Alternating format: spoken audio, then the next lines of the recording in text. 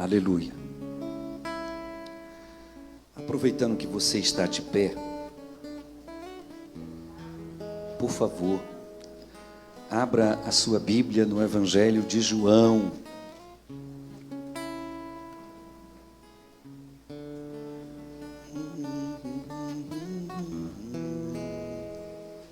Aqui voaremos com os anjos.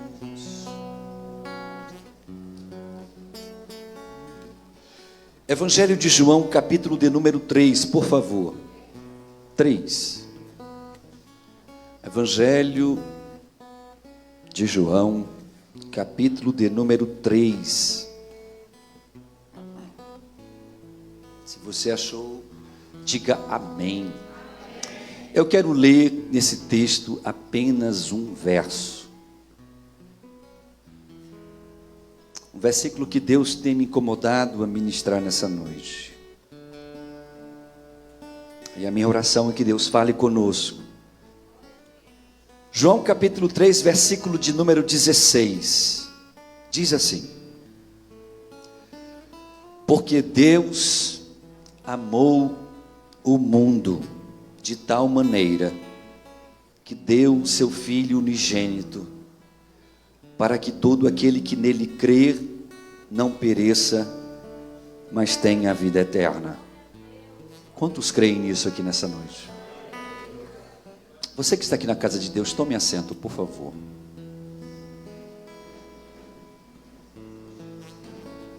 Eu estava meditando nesse texto, tentando entender um pouco da dimensão do amor de Deus.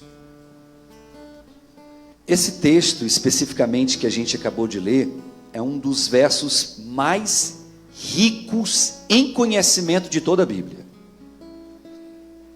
Não estou diminuindo a grandeza dos outros textos, mas eu estou afirmando para você que esse único versículo me permitiria passar um mês inteiro com vocês, sem sair dele, só tentando entender o que esse texto quer nos ensinar. E ele é de uma profundidade tamanha, que talvez seja um dos poucos textos na Bíblia que revelam a dimensão do amor de Deus. Porque é muito fácil, a gente sempre fala assim, quando a gente sai para falar de Jesus para alguém: olha, Jesus te ama. Ei, você aí, Jesus ama você. Ei, você sabia que Deus te ama? Mas o amor na nossa geração é uma coisa meio vulgarizada. Ficou um negócio ruim. Porque você fala que ama uma pessoa que você conheceu num dia e no outro dia está com ela na cama. A gente perdeu um pouco a noção do que é amor. A gente diz eu te amo para pessoas das quais a gente não sabe nem a dimensão do que está dizendo, do que está declarando. E aí, para a gente entender o que é esse amor, a gente precisa entender o que é amor à luz da Bíblia. E essa palavra amor na Bíblia, no grego, ela é definida de 4 formas. Porque para os gregos, que eram grandes estudiosos, aonde os grandes filósofos se reuniam nas praças para discutir coisas como essa: amor, o que é amar. Foi deles que surgiu de uma única palavra no nosso português 4 outras palavras. Então, quando eles falavam de amor, eles tinham uma dimensão de amor diferente como a gente tem. Amor para eles tinha uma divisão. Então, na cabeça e no conceito grego, amor que vem de Deus, eles chamavam de amor ágape. Porque a dimensão no grego do ágape, do que é ser ágape, é incompreensível à luz humana. Então, quando ele se reuniu nas praças para dimensionar o amor das divindades ou dos deuses, Paulo chega lá na igreja de Corinto, e especificamente na cidade de Corinto, e começa a dimensionar e dizer: existe um 4º amor dentre os 3 que vocês conhecem. E ele vai e diz: existe o amor ágape. E alguém olha para um lado, olha para o outro e diz: mas ágape? Ninguém tem ágape. Se tem o estorge, se tem o filéu, Se tem o eros, mas o ágape, ninguém, nenhum Deus, nenhum ser é capaz de dimensionar a grandeza do ágape. Porque quando se falava em ágape, a dimensão do homem não conseguia compreender a grandeza desse sentimento. Então não se atribuía esse sentimento a ninguém. Não se acreditava que esse sentimento poderia ser sentido, que você poderia receber e sentir a emoção desse sentimento. Então, quando se falava de amor, se falava assim: existe amor entre amigos, existe amor entre homem e mulher, existe amor entre as pessoas. Mas um amor que excede o entendimento humano, isso não existe. Enquanto filósofo, eu preciso de compreender isso. E como eu não compreendo, então isso não existe. E Paulo diz: existe. Existe um amor chamado ágape. E a dimensão desse amor abrange toda a humanidade. E aí isso confunde mais ainda a cabeça daqueles camaradas. Porque aqueles camaradas, eles não conseguiam entender o que era amar alguém que não merecia amor. Como eu posso dizer que eu amo alguém que me fez mal? Como eu posso dizer que consigo amar alguém que fez mal a outro? Como eu posso amar um exército inimigo? Como eu posso amar alguém que matou um parente meu? E Paulo vai e diz assim: existe um amor que excede todo entendimento.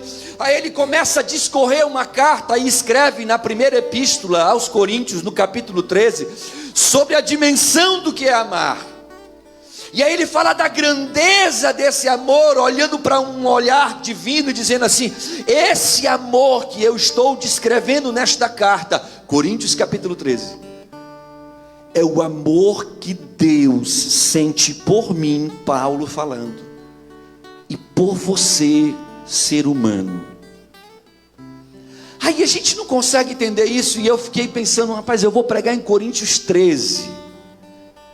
Mas falar em Coríntios 13 das benéficas que o amor nos traz, talvez eu não conseguisse na sua mente fazer você entender que existe uma grande diferença entre o que você, marido, diz sentir pela sua esposa, por maior que seja, e o que Deus afirma sentir por você. A mãe, ela quando tem uma criança, ela é capaz de dar a própria vida pelo seu filho. E talvez seja o único ser criado por Deus que se aproxime de nós entendermos a dimensão do amor divino.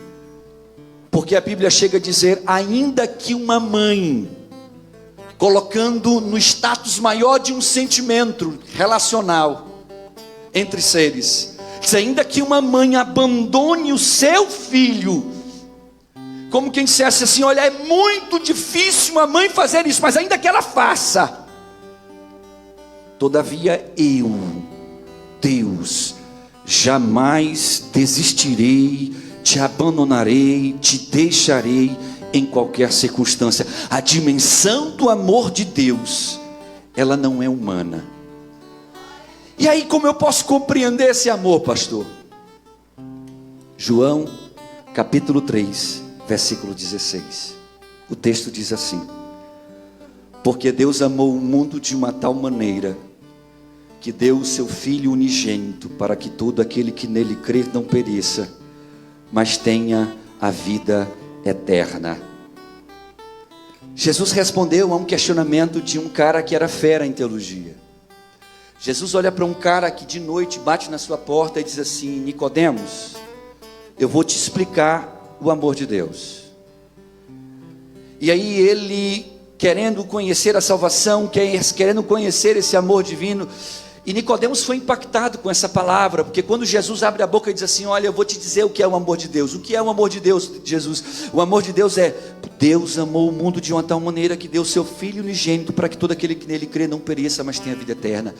O cara coçou a cabeça assim. Jesus foi explicar o que era a dimensão desse amor, e o resto do evangelho de João, Nicodemos aparece 3 vezes. Nicodemos aparece aqui, questionando que amor é esse, sai daqui impactado por esse amor, um cara que fazia parte do sinédrio daquela época, um camarada que naquela época era um defensor árduo da lei, se vê diante de um homem simples, mas que tinha uma profundidade no seu falar, que atraía multidões. Ele dizia: eu preciso conhecer quem é esse cara. E quando ele conhece e ouve falar do amor de Deus, algo muda na vida dele. Ele aparece de novo ainda no Evangelho de João, agora defendendo Jesus do sinédrio. O sinédrio se reúne para questionar as falas de Jesus, e ele se levanta em defesa de Jesus. Aí ele aparece uma terceira vez. Jesus é crucificado, e quando o corpo dele é retirado daquela cruz, é Nicodemos, diz a Bíblia, que limpa as chagas, o sangue, os cortes que haviam no corpo de Jesus, como alguém que dissesse: este que eu estou limpando conseguiu me limpar e me fazer entender a dimensão do amor de Deus. A Bíblia diz assim: porque Deus amou o mundo. A dimensão do amor de Deus é algo tão grande que atinge o mundo inteiro. Nós estamos falando hoje, geograficamente, de 195 países. Oficialmente 193, mas contando com a Palestina e com o Vaticano, que são autonomias dentro de um país, nós temos 195 países no mundo. A Bíblia literalmente diz assim: em todo e qualquer lugar deste planeta, aonde existir mundo, o amor de Deus vai lá e alcança. Louvado seja o nome de Jesus. Mas pastor, como é que Deus pode alcançar com seu amor uma nação como o Afeganistão, que voltou a ser dominado por um grupo islâmico? O amor de Deus alcança o Afeganistão e alcança o Talibã, e lá dentro do Talibã revela o seu amor e a sua grandeza por meio de Jesus Cristo. O amor de Deus atravessa qualquer fronteira, irmãos. E eu não consigo dimensionar um amor que seja capaz de entrar nesses lugares. Você ouve falar da Coreia do Norte, o país mais blindado da face da terra, o país onde os cristãos são ensinados, ou por melhor dizer, os filhos dos coreanos são ensinados que os cristãos são seres das trevas, e que se você vê você deve delatar, denunciar imediatamente, porque são seres que vêm das trevas para surrupiar a sua alma. Um país que, mesmo sendo oficialmente contra o cristianismo, que declara abertamente para o mundo: nós odiamos os cristãos, ainda assim você ouve relatos de pessoas que em cavernas, em esgotos, em esconderijos, são alcançadas pelo amor de Cristo, porque o amor de Deus atravessa a fronteira de ferro, atravessa aquela escotilha de ferro, vai até o coração do coreano, e o coreano diz: mas eu não consigo entender, então eu tenho que me render, porque a grandeza do amor de Deus transforma vidas e atravessa barreiras. É interessante porque o texto diz que Deus amou o mundo de uma tal maneira. Tem um hino de Israel Subirá. Quem conhece esse hino? É um hino que a gente canta de vez em quando aqui, que fala: me leva para casa. Como pode me amar Deus? Quem conhece esse hino? O texto diz assim: Deus amou o mundo de uma tal maneira. Ele dimensiona, Jesus diz assim: deixa eu te explicar a dimensão do amor. Deus não só atravessa qualquer fronteira para chegar com seu amor, Ele atinge qualquer pessoa. O único ser que consegue demonstrar amor por mim e por você sem merecermos é Deus. Entenda que no panteão romano, no panteão grego e em todos os impérios da face da terra, as divindades que se revelaram ao longo dos séculos, ao longo dos milênios, todas elas tinham coisas específicas, funções específicas. Mas quando Jesus aparece dizendo: só existe um Deus, este Deus está acima de todos, e esse Deus amou o mundo de uma tal maneira, Ele está tentando dizer: eu atinjo a todos os corações, sejam eles bons ou sejam eles maus. Eu estava agora há pouco ali, o Técio me chamou e disse: pastor, vamos lá na penitenciária, está tudo certo, só precisa apresentar os documentos. Até peço ao pastor Fábio que providencie isso para a gente, viu, pastor? Os documentos, porque lá dentro da penitenciária, no meio daqueles caras que são pessoas sem escrúpulo, são pessoas que matam, que estrupam crianças, que são não só homicidas, são feminicidas, são pessoas que matam pelo prazer de matar. E nós pensamos assim: poxa, seria legal se a gente tocasse fogo ali, tirasse os policiais, tocasse fogo e matasse logo todos eles. A gente pensa assim: vamos exterminar da terra uma parte de um povo que não merece nem ser ouvido. Aí Deus olha para essas pessoas que nós as condenamos e nós sentenciamos, não há jeito para elas. Deus olha para elas, Marco, e diz: há jeito. Eu posso mudar a vida delas, eu posso transformá-las, se elas conhecerem o meu amor através de Jesus Cristo. Aí você pergunta para o Décio: Décio, lá tem alguém que teve encontro com Cristo? Ele vai dizer assim: teve. Tinha um cara que era bandido, corrupto, o cara era assassino. Alguém chegou lá, falou do amor de Deus. O cara é outra pessoa, pastor.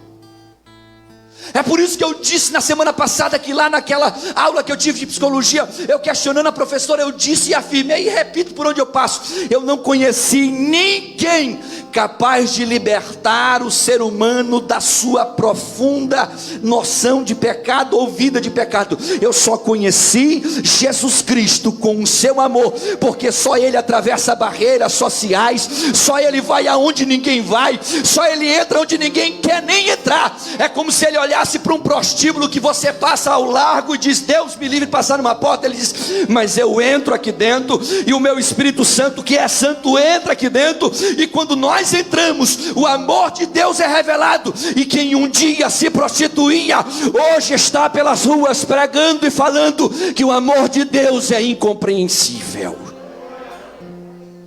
A dimensão dele nos faz entender como a gente é capaz de amar um psicopata, meu irmão, um sociopata. Quem é capaz de amar um cara desse, que biologicamente parece não ter jeito, que depende de remédios para controlar os seus impulsos, pela falta do sentimento que há em si pelo próximo? Alguém egocêntrico que só pensa em si mesmo. Como você é capaz de amar alguém que te faz mal? Aí você olha para entender isso e entender o que Jesus estava falando. Se reporte para o dia da sua crucificação. Jesus está sendo crucificado. E eu vi um cara ontem lá na Cristininha, junto com o Robert, eu até saí de perto. Eu disse: pai, não vou ficar aqui não. O cara dizendo: não, porque ali na cruz estava Jesus 100% homem, 100% Deus. Eu quase digo: mas como? Porque se ele era Deus, por que ele estava fazendo ali? Era injusto, era uma batalha injusta. Ali ele era um homem, e ele era 100% homem.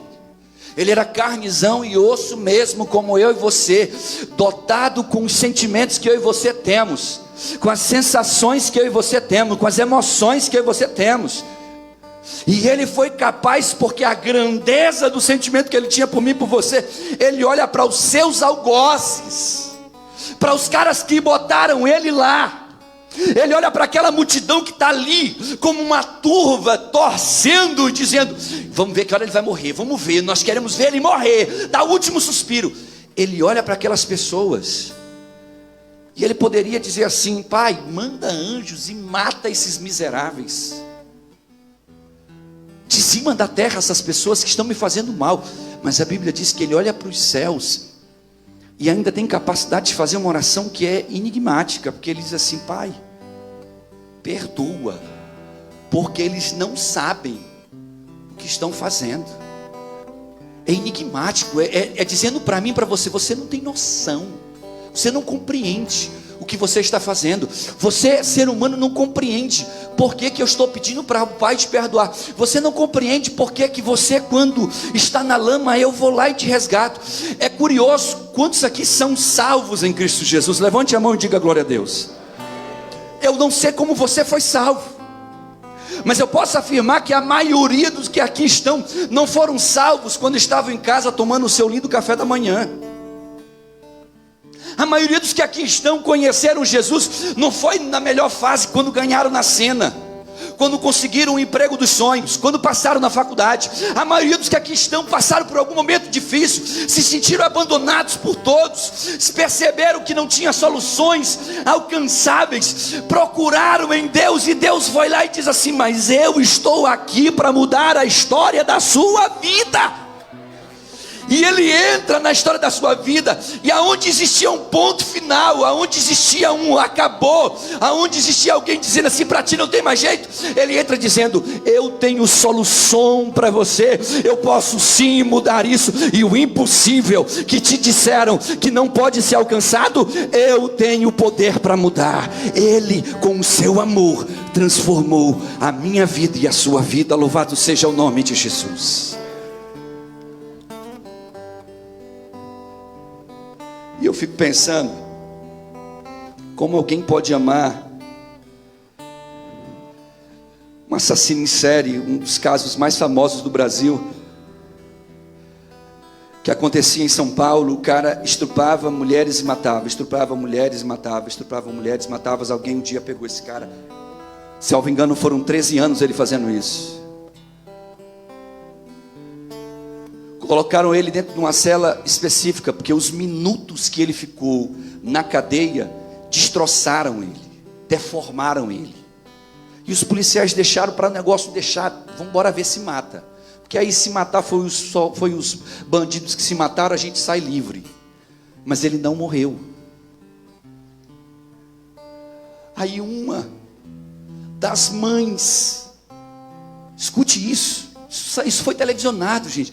Uma das mães que teve a sua filha em um dos parques em São Paulo estuprada e assassinada, vai até aonde ele está e pede para falar com ele. E ela vai lá, e todo mundo espera que ela chegasse na cela e dissesse assim: seu miserável, tu merece morrer, tu merece ir para o inferno, tomara que te matem. Ela chega naquela cela e diz assim: eu vim aqui dizer para você que eu lhe perdoo, e que existe um Deus que te ama. Esse cara, porque eu li o testemunho e é chocante, porque o cara que está acompanhando a moça na expectativa de que ela fizesse um auê, fica chocado, e o cara que está na cela, preso algemado na cela, ele se desmonta com essa palavra. E ela continua e diz: existe um Deus que te ama, a despeito do que tu fizeste. Jesus morreu por você na cruz, e Ele é o único que pode perdoar os teus pecados. Aquele cara começa a se derramar, e hoje é um crente. E eu e você olhamos para ele com aquele olhar assim: sei não, por mim, ó, não sei não, o cara que fez tudo isso.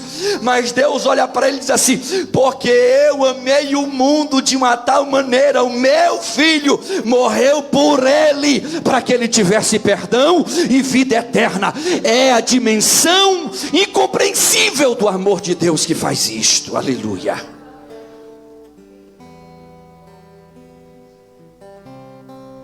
Quem nessa caminhada com Cristo já pisou na bola feio com Deus, além de mim? Já, pastor Fábio? Tem umas pisadas na bola que a gente faz, que depois dói até na alma da gente. Não é verdade? E muitas vezes nós, por nos decepcionarmos com nós mesmos, Silvia, nós não admitimos esse amor nos alcançar mais, e nós nos afastamos da igreja. Nós deixamos as igrejas, deixamos a nossa casa, deixamos o nosso povo, porque a gente pensa, parece que está todo mundo olhando, parece que todo mundo sabe aonde a gente errou. E aquela sensação de acusação é tão forte que você prefere não estar, você prefere não sentir. Então você vai e mergulha onde você estava. E aí é curioso, porque se você bem se lembrar, quando você estava no mergulho Não foi você que tomou a decisão de eu vou voltar para casa. Foi Deus que foi lá aonde você estava, entrou dentro da lama aonde você estava, lhe puxou pelos braços, tirou você da lama, limpou e disse: o meu amor te alcança ainda aonde você está. Outro dia a Maíra me manda um vídeo de uma moça que estava pregando e ela disse assim: o meu pastor uma vez fez uma loucura. Um belo dia o pastor, um jovem senhor mais ou menos da minha idade em São Paulo, cansado de ensinar, de instruir a igreja, de fazer por onde, de lutar pela igreja, e parece que a igreja está sempre remando contra a maré. Você ensina uma coisa, o povo faz outra, aí a pessoa cai, você vai e ajuda a levantar, depois ela cai de novo, e assim vai num ciclo, e aquilo foi cansando aquele cara. Esse cara um belo dia acorda: você quer saber de uma coisa? Eu vou pirar também. Mas ele disse: eu não vou pirar para ninguém ver não. Ele morava na zona norte, ele disse: eu vou para a zona sul, que é quase 100 quilômetros de distância. Ele pega os trens, os metrôs em São Paulo e vai até descer lá na zona sul. Chega lá, onde é que tem uma boate aqui? Ah, tem uma boate ali, vou lá. Botou uma roupa bacana, foi para a boate. Chegou na boate, ele começou a procurar: deixa eu ver que menina que eu vou dar em cima. E aquele som, jogo de luz e fumaça, e uma coisa que ele não estava mais nem acostumado com aquilo. Aquilo ficava estranho para ele, parecia meio que um peixe fora d'água, e era. E o camarada vai e entra, e ele fisga o olho numa menina bonita que está lá no meio dançando, pirando o cabeção. Ele disse: eu vou pegar essa menina. E aí ele começa a olhar para ela, e ela não percebe. Aí ele chega mais perto, a uma certa distância, e começa a olhar para ele e faz assim: vem cá, vem cá, vem cá. E ela percebe, quando ela olha para ele, ela pega um choque, abaixa a cabeça e começa a chorar. E ela vai saindo de mansinho, e ele se senta assim no camarote, esperando a gatinha chegar para ele dizer assim: eu quero ficar com você. A menina chega chorando e senta e diz assim: meu pastor, eu já sei, Deus mandou aqui você para me resgatar. E naquela hora ele internalizou essa frase e disse: é verdade, eu vim aqui em busca desta ovelha, porque esse não é o seu lugar, e vamos sair daqui, vamos voltar para a casa do Senhor. E voltaram os dois. Seria cômico de fato se isso não fosse verdade, mas é. E Deus amava tanto aquele pastor, e amava tanto aquela ovelha, que permite que ambos vivam um estado emocional difícil, para que lá se encontrem e relembrem: existe um Deus que cuida de mim, existe um Deus que me ama, existe um Deus que zela pela minha vida, existe um Deus que não desiste de mim, então eu não posso desistir dele. Aleluia. Então mesmo quando nós estamos errados, Deus dá um jeito de ir lá e nos resgatar. E aí o Israel subirá, canta: como podes me amar. Quem conhece essa música?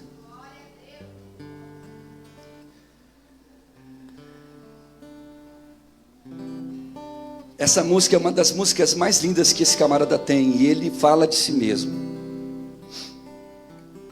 Pesquise sobre a história desse hino, que você vai descobrir que ele está cantando uma música que ele viveu. Porque ele se frustrou na igreja, se frustrou com tudo, se frustrou com as pessoas, e diz: eu não quero saber de nada, eu vou pirar. E Deus foi lá e disse: não, mas eu amo você, eu quero te resgatar, eu quero você na minha presença, porque eu te amo. E aí ele conta a sua própria história. Quem já se viu nessa história aqui, sinceramente? Faz assim, a gente se enxerga nela: meu Deus, quantas vezes eu fiz a mesma coisa. Quantas vezes a gente não cometeu o mesmo erro de virar as costas para ti, quando tu insistentemente nos quer perto. Tu confiaste em mim, e eu peguei a confiança que tu tens comigo e joguei no lixo. Então tu tinha tudo para dizer assim: eu não quero mais saber de ti. No entanto, Deus nos ama de uma tal maneira que Ele vai lá e nos resgata com o seu amor. Ele vai lá e diz assim: mas eu te amo, e a forma de tu entender o meu amor: olha o que o meu filho fez por você. Como pode me amar, Deus, conhecendo o meu pecado, sabendo que eu faço de errado? Como pode me amar assim? Como pode me amar, Deus, sabendo que eu sou falho e que meu coração já não bate mais como já bateu? Como pode me amar, Deus, sabendo que eu fugiria se a porta estivesse aberta? Como pode em mim confiar? E ainda me pega quando estou caído e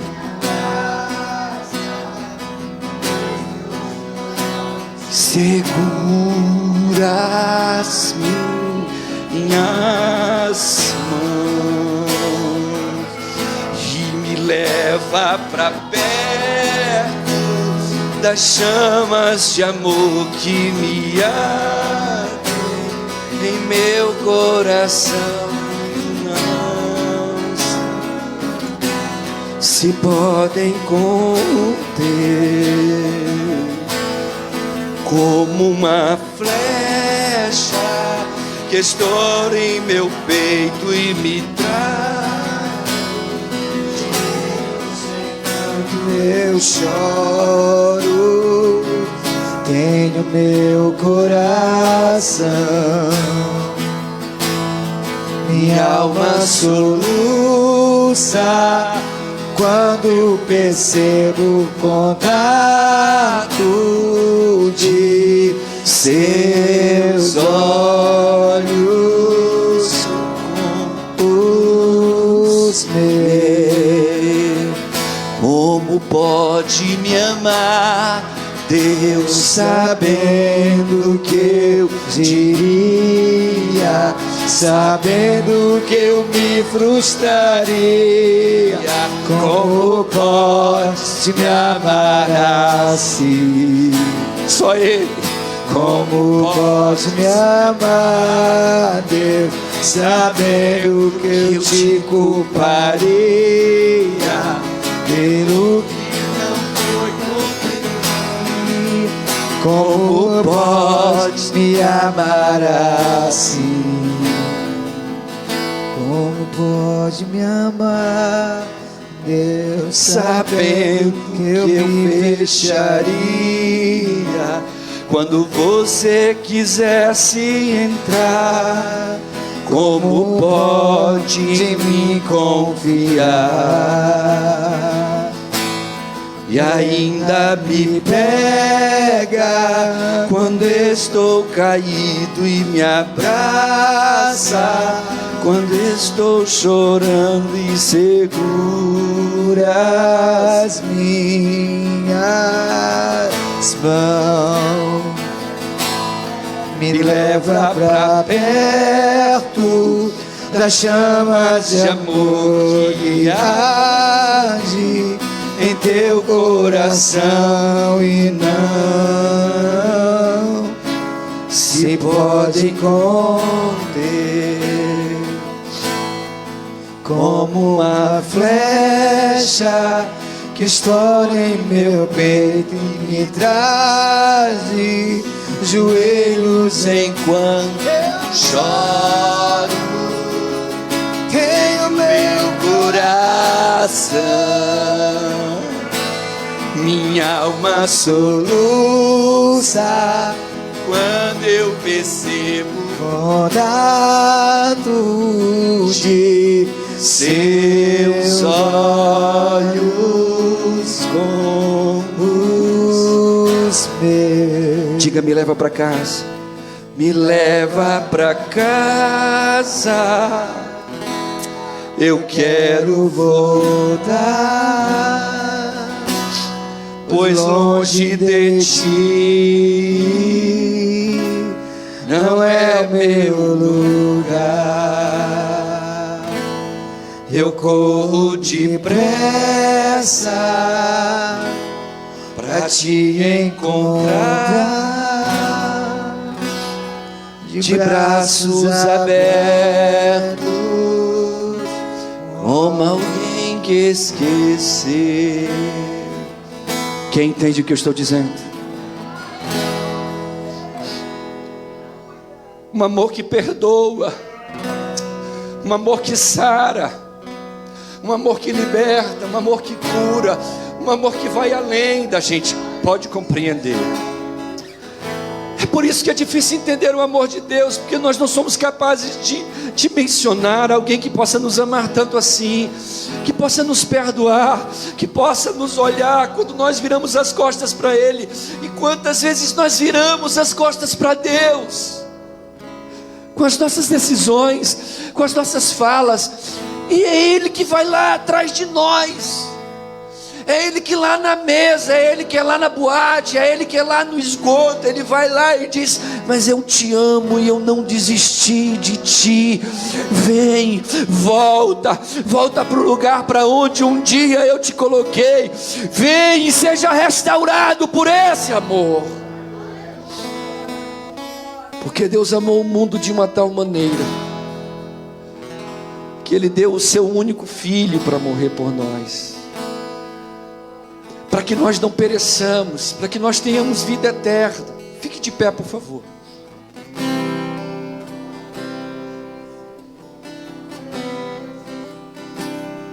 Pastor, qual é a prova que eu tenho de que Deus me ama?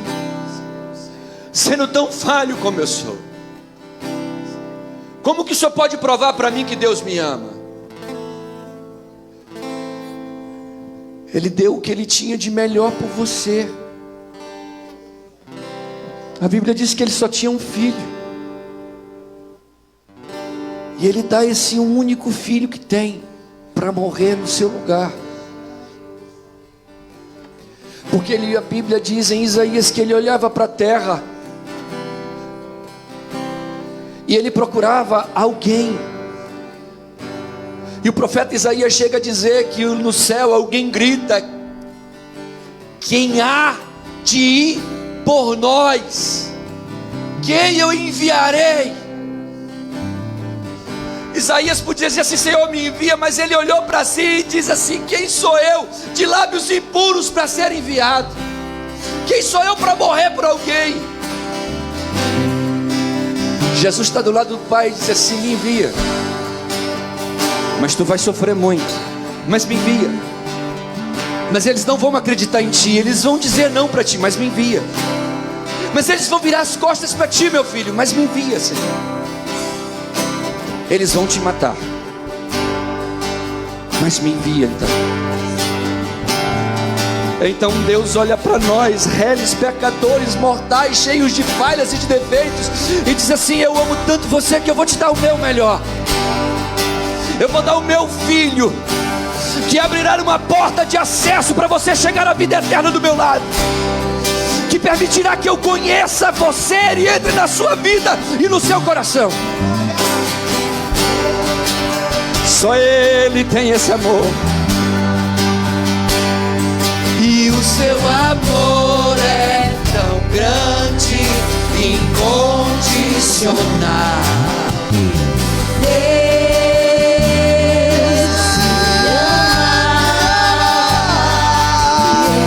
Sempre de braços abertos pra mim, eu sei.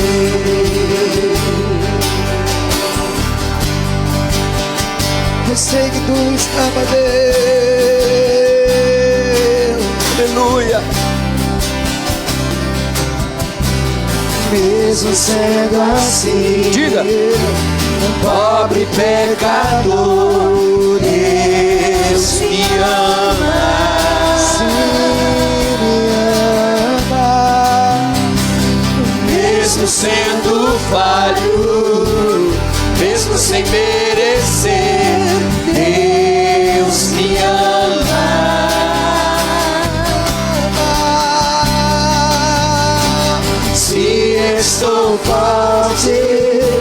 Se eu estou de pé, Deus me ama.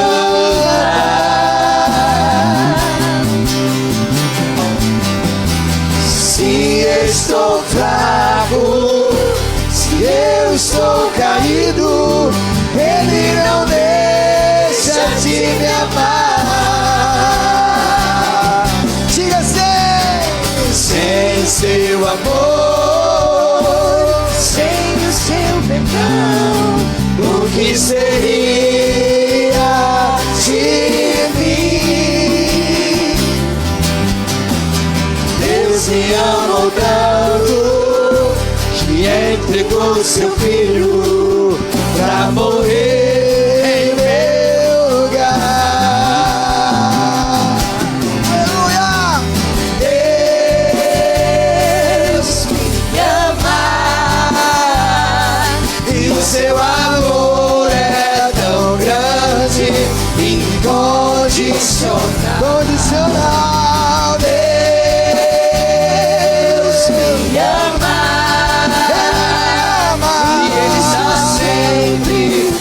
Braços abertos pra mim. Diga a igreja: Deus, Deus me ama. Sim, Ele ama. Amor é grande, incondicional.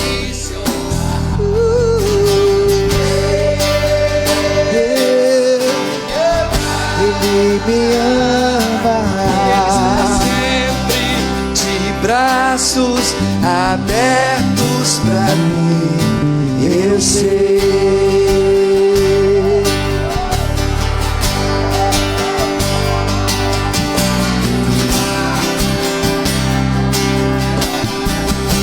A grandeza do amor de Deus, do sublime ágape, amor de Deus.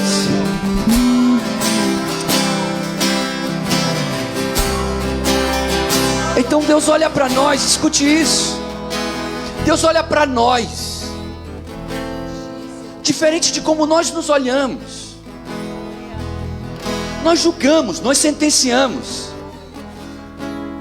Nós às vezes não conseguimos nem perdoar. Tem pessoas aqui que carregam mágoas no coração de dezenas de anos atrás. E a Bíblia fala por um dos seus profetas que Deus, quando lhe perdoa, Ele lança os seus pecados nas profundezas do oceano e de lá não os tira mais. Como que alguém dissesse assim: olha, eu te amo tanto que o que tu fizeste, o meu filho pagou um preço para que tu tenhas perdão. E eu quero perguntar nessa noite: o que falta para você ser abraçado por esse amor?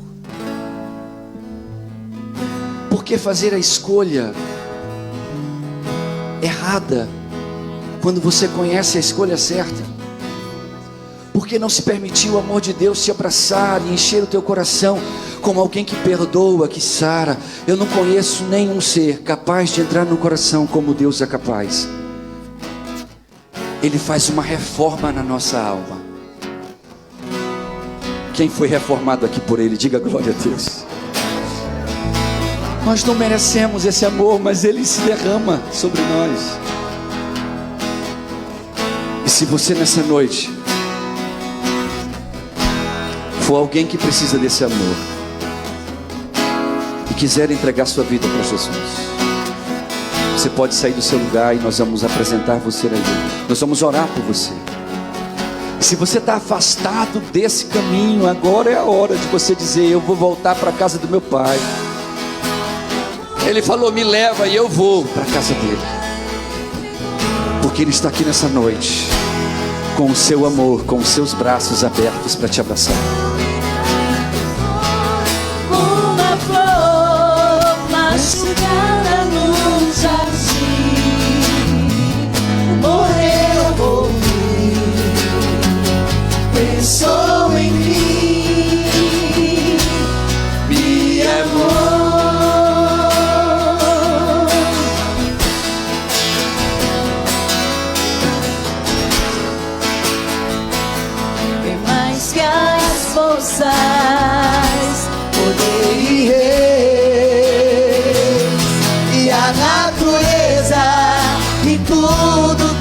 se fez, bem mais que tudo criado por suas mãos. Deus, tu és o início, meio e fim. Bem mais que os mares, bem mais que o sol, E as maravilhas que o mundo conheceu, e as riquezas, tesouros dessa terra, incomparável és a mim. Por amor, sua vida entregou, meu Senhor, humilhado foi como a flor machucada no jardim. Morreu por mim, pensou em mim, me amou. Por amor, sua vida entregou, meu Senhor, humilhado foi como a flor machucada no jardim.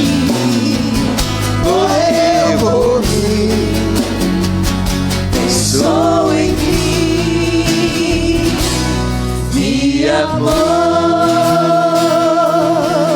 Uma flor machucada no jardim, morreu por mim, pensou em mim, me amou.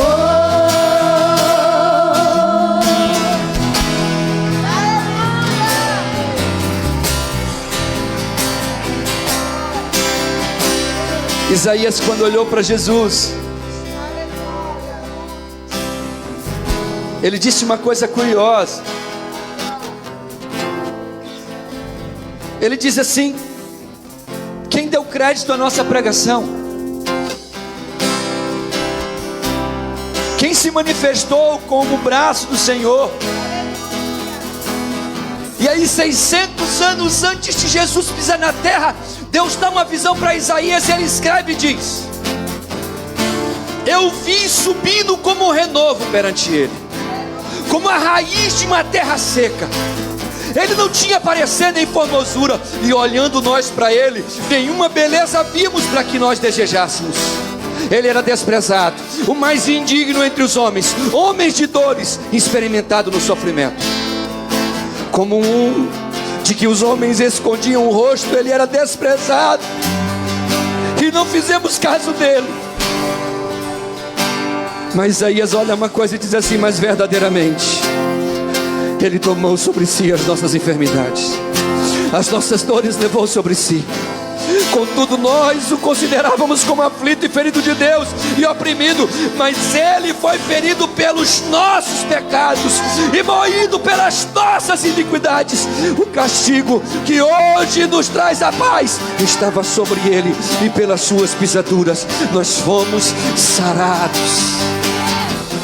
Pra onde eu irei, Se eu não tenho pra onde voltar, só tenho você, Deus. Palavras de vida eterna, pra onde eu irei? venha pra ele nessa Se eu noite, não tenho pra onde voltar, volte pra casa só dele, tenho você, Deus. volte pra ele. Palavras de vida eterna, pra onde eu irei? Se eu não tenho pra onde voltar, só tenho você, Deus. Palavra de vida eterna, pra onde eu irei?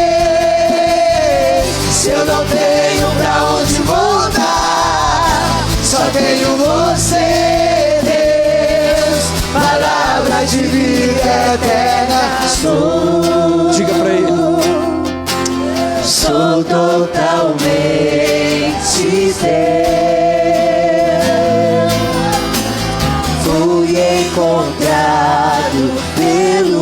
pelo seu amor, pelo seu amor. Sou totalmente teu. Fui contemplado, ser com você, ser com você, ser com você, ser com você. Estenda essa mão para cá em nome de Jesus. Olha para esse jovem, Deus. Eu não quero ser o centro. Olha para esse jovem, Pai, que está aqui de joelhos, que é um projeto de vida, e que um dia, Pai, foste tu que foste naquele quarto,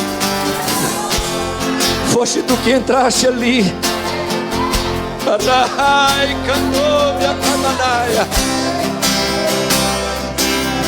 Foi tu que foste naquela cama e disseste: eu vim te resgatar. Não existe amor igual a esse, Pai,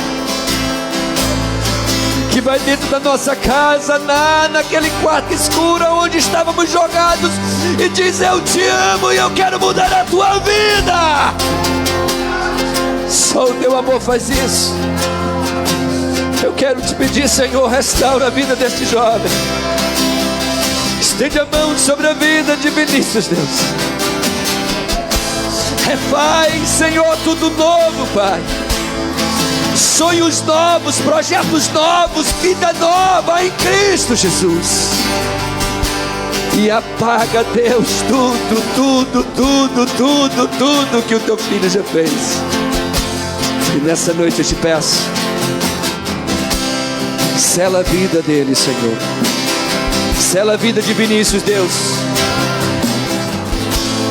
Bem baixinho, Wilton. Bem baixinho, Wilton. Essa vida te pertence, Senhor. E eu quero que todos ouçam isso nessa noite. Deus reescreve a história deste jovem. Eu desci deste púlpito para te pedir, Senhor, reescreve a história deste jovem. Esse jovem é especial para ti, Senhor. Essa vida, tu pagaste por ela, Senhor, um preço caro. Então eu quero te pedir, Senhor, toma Vinícius nas tuas mãos. Toma a mente do teu filho nas tuas mãos e quebra todas as cadeias agora. Quebra, Senhor, todas as correntes. Tira todas as escamas. Reseta, Deus, teu filho. E faz de Vinícius, Deus, um vaso nas tuas mãos. Não mais um jovem, mas agora um homem nas tuas mãos. Um pai de família nas tuas mãos, Senhor. Toma Jéssica, toma Juliana, toma esta família nas tuas mãos. Que esta família, Senhor, mergulhe na tua presença, Pai. Nós te pedimos isso, Senhor. E nós entregamos a vida dele nas tuas santas mãos, porque tuas mãos são preciosas. Em nome de Yeshua Mashiach. E só os que creem adorem, adorem, adorem, adorem. Adorado, adorado, adorado. Agora você pode adorar. Eu não quero ser o centro, eu quero ser o instrumento. Eu não quero os presentes, eu quero a tua presença. Eu não quero ser artista, pois outro igual a ti não há. Eu não quero ser adorado, eu nasci pra te adorar. Aplausos, eu nem mereço isso. Eu não quero ser o alvo, pois o meu alvo é Cristo. Eu não quero ser o foco, eu quero desaparecer, pois só existe um aqui que brilha, e minha vida é você. Deus, derrama tua tua glória até que eu não consiga mais ficar de pé. Pois eu sei que santo és.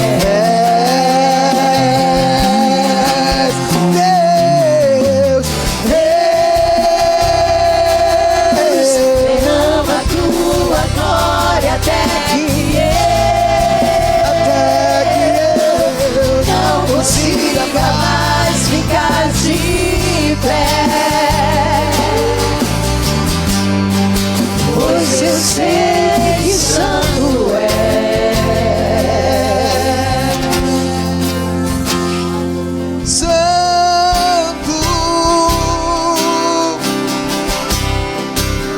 Escute.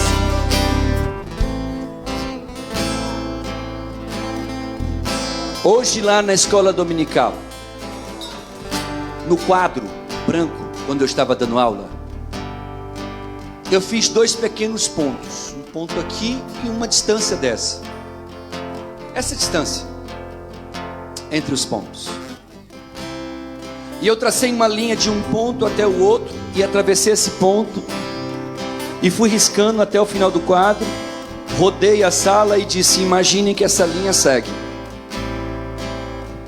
E eu disse: o que está entre esses 2 pontinhos, isso aqui, é a sua vida na terra. O resto é a eternidade. Nesse curto espaço de tempo que a gente passa na terra, nós temos a chance de decidir o que fazer da nossa eternidade. E eu pergunto para você, o que você está fazendo da sua? Você acha mesmo que sua vida vai parar aqui? Você acredita mesmo que você vai reencarnar? Eu fui para um debate com o líder em São Luís do movimento espírita, o líder da Umbanda, líder não sei de quem, e um médico psiquiatra. E eu disse lá e repito: na Umbanda se acredita na reencarnação. No Espiritismo surge essa ideia. Mas acredite no que eu vou dizer. A Bíblia diz em Hebreus, no capítulo 9, no versículo 27: após a morte segue-se o juízo. Não dá para voltar. Você não terá uma segunda chance. A chance Deus te deu. E pode acreditar, Ele foi tão bom com a gente que Ele disse assim: olha, vocês não conseguem chegar até a mim sozinhos, vou enviar meu filho. O filho dele vem, morre pelos nossos pecados, morre por nós. E aí a Bíblia fala que se com a tua boca confessares a Jesus e em teu coração creres que Deus o ressuscitou dentre os mortos, serás salvo. Há uma vida eterna. Se você deseja essa vida eterna, permita Jesus ser Senhor da tua vida. Vai valer a pena. Valeu a pena para quem aqui nessa noite? E não é uma utopia. Pelo menos aqui nessa igreja ninguém vive uma utopia. Ninguém está viajando na maionese. Aqui tem gente que tem de doutorado para cima, gente inteligente que estuda e que realmente entende. Jesus é verdadeiramente o único caminho e o único que pode nos trazer a paz. Não busque fora disso, só Ele. Sua vida eterna, ela está reservada e você definirá como será ela. Quer passar ela com Deus? Escolha Ele aqui na terra, vivo. Não pense em escolher depois. Quem já foi católico ou é católico apostólico romano aqui? Levanta a mão, não precisa ter vergonha de falar, porque eu sou católico apostólico cristão, mas fui uma vida inteira católico apostólico romano. Uma vida inteira. Lá eu aprendi que um dos dogmas que a gente tinha era o do purgatório, um negócio fantástico, brilhante. Eu amei o purgatório quando eu conheci. Eu digo, cara, isso aqui foi uma coisa maravilhosa. Vou pirar, vou endoidar, vou fazer doidice, morro.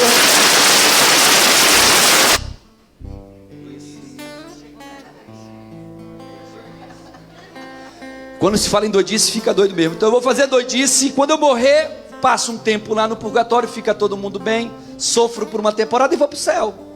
Não tem coisa melhor do que isso. É porque desligou. Quando desliga, faz isso.